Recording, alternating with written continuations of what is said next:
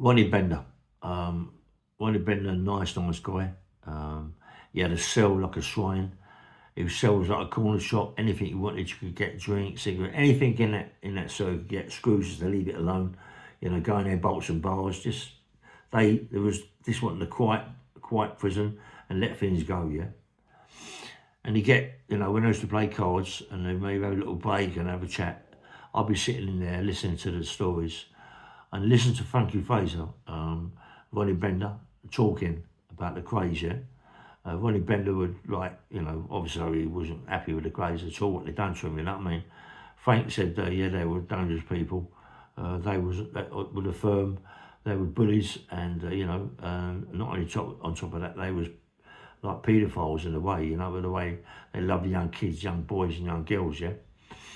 But he was talking about, Ronnie Bender was talking about the day at the Old Bailey, I think it went on for 30 odd days, 39 days, 38 days, the trial. And he said that Griffith Jones was a bad judge, mate. He was a bad judge. He was the worst judge on the circuit at that time. Also the judge I had, the Common Sergeant Griffith Jones, the one I had, he was bad as well, yeah.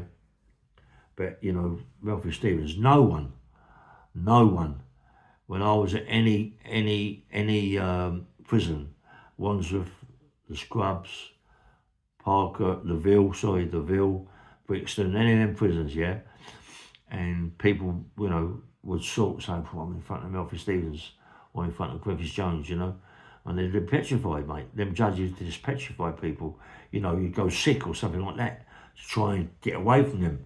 But the judges wouldn't have it. They didn't have that, mate. They would not let you get away with it, and they would still have you, if it took months later, they would still have you, yeah, and you'd be in trouble, mate, But he was talking to us about Ralphie Stevens and the Chrissy Lambiano, Tony Lambiano, and all the people that were in the dock. No one really said anything, but it was the Krays, Reggie, and Ronnie, that used to shout at the judge, and the prosecution. And the judge was one bad man that, Ronnie Bender was saying that to, Reggie and Ronnie Kray had to shut up, you know what I mean? Because they was making it even worse for us all, you know what I mean? And, and every time he come, and with 39 days that trial, it's a long trial, you know what I mean? With them shouting at the judge and digging him out and this, that and the other, yeah? But when he sentenced them, Ronnie Bender, what was he? Did he just a driver of a car, mate? Just a driver of a car, ex-Marine, nice guy. I think was he in the car when they drove the body? I suppose it was conspiracy, but, they got a lot of birth for that, mate, 20 years. And the Krays didn't help them in a way, they put them all in it, didn't they? You know what I mean? So, that he was just saying that, when the judge sentenced them two to life over the Cornell shooting and all that, and the firm being in charge of the firm, he went mad. The judge, the court erupted. Reggie and Ronnie were going mad at the judge, Ralphie Stevens. What can you say? What can you say? You know what I mean? He was a bad judge, mate. And there's no one, and I'm on about no one, in any prison that I went to, Wandsworth, the Scrubs, Brixton, the Ville, if anybody was on trial or going on trial and had Ralphie Stevens, they was all petrified. They all had to go sick or something like that, get some excuse. But Ralphie Stevens being Ralphie Stevens, he knew the score, he knew he was playing that, and he would just put it back, mate. He would put it back, and he would see you, and you'd be in trouble. Same with my judge, Griffith Jones. Them judges, mate. My judge, Griffith Jones, was a common sergeant. He was the top judge, but he was a bad man, mate, Griffith Jones. But Ralphie Stevens was the worst, I think, was the worst of the worst, yeah. Horrible fat man, yeah, I mean. And Denon, Judge Denon, the same Denon, he was the same. But that's what happened in them times. In the early 60s, late 70s, them judges, mate, oh dear. Them judges we had on the circuit then was bad judges, mate. Bad judges, But anyway, and then to say what did you say to them? He said, in my view, society has earned a rest from your activities. Yeah, this is what I'm just reading what you just said there. In my view, society has earned a rest from your activities. You know, meaning a whole lot of them. You know, meaning a whole lot. He hated the Krays. He really hated the Krays, Melfi Stevens. He hated the firm, but you know, I mean, they got with that judge was sorted out for them. You know, that judge, Melfi Stevens, was sorted out for them. Anyway, forget about that in a minute. So when we was all sitting around the cell and Frankie Frazier and Ronnie Bender was all talking about them times, and Mickey Green was downstairs cooking, and that boy, Ronnie Bender's boy, would be running down there collecting dinners and bringing them up, yeah? And it was so strange. I've never really ever seen Ronnie Bender.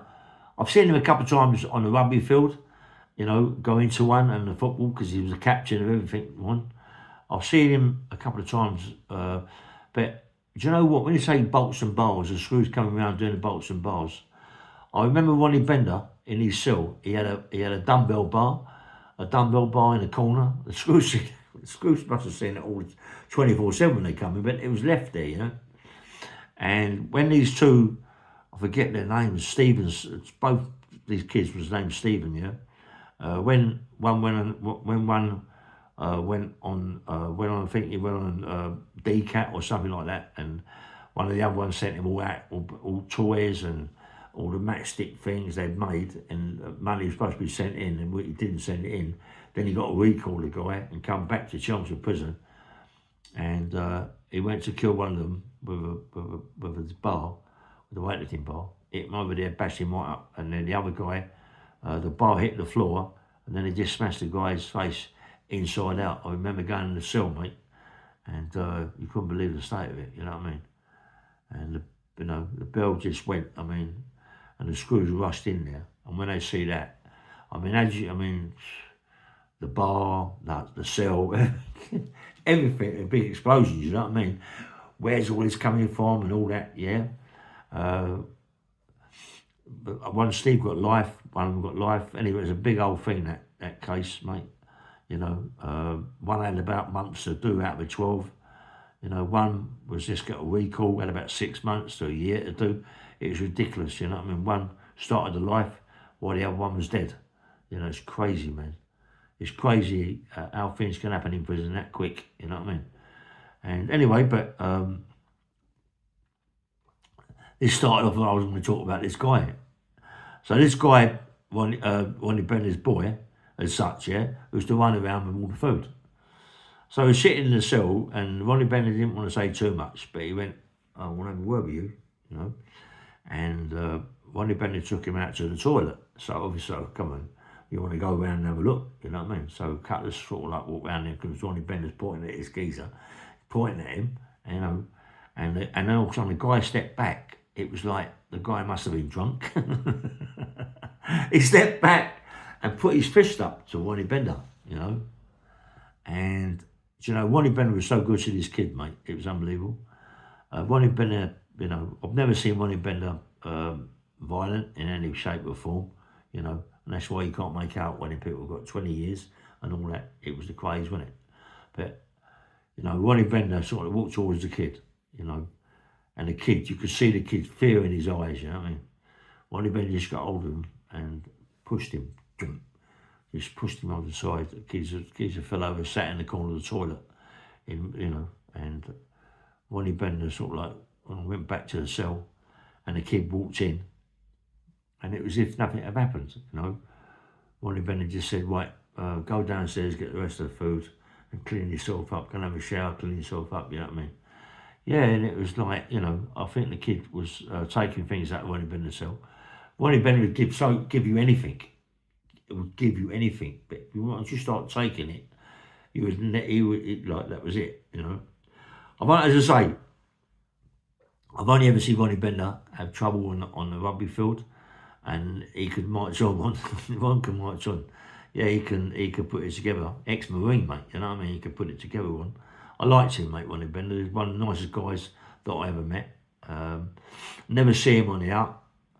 I see his brother Ray Bender and Alex Steen when they come to visit me in Chelmsford prison. They wanted me to turn professional fighter and all that. They've heard so much about me through the way I was, the way I looked, the way I trained in prison. Even I was like a lunatic. Yeah, I was massive. Yeah, but I always looked after myself. Always training and nothing, but always training. And if any fights, I'd have. Anyway, that'd be another story. That but I'm going to tell about the fight one day, but that'd be another story. But yeah, this is and Ronnie Bender got 20 years for and Christian Lambiano and Tony Lambiano got 20 years, mate, for virtually nothing, for virtually what the Krays said. And it's terrible, mate. Them. So what they lost, and Ronnie Bender used to think, I know I've said it before, but he used to do a thing called astral projection. He had all these things hanging from the ceiling and pictures of like Indians and all this over the walls and things like that, And he was like, right into his spiritual, his thing, astral projection. And he just said that he used to talk to his girlfriend. She was Filipino, I think, Filipino. He used to talk to her, yeah, and astral project. And people think, load of crap. But believe me, it actually does. We all astral project. Well, not all of us, but most people that go to prison don't really realise that they astral project. I mean, you can be in your cell, laying on your bed, and you close your eyes and you're not asleep, and then within no time at all, the doors open up and it's been 2 hours. We can't hold up, because you've been gone elsewhere. You've been somewhere else, yeah. It's true, and think I'm mad. Do you know what I mean? But I sometimes feel that when I was in prison, that I used to astral project, myself. You know what I mean? And yeah, especially when I was in Albany, you could do it easy. You could do that easy. Anyway, yeah. Good morning, Bay Man Rail. Nice one.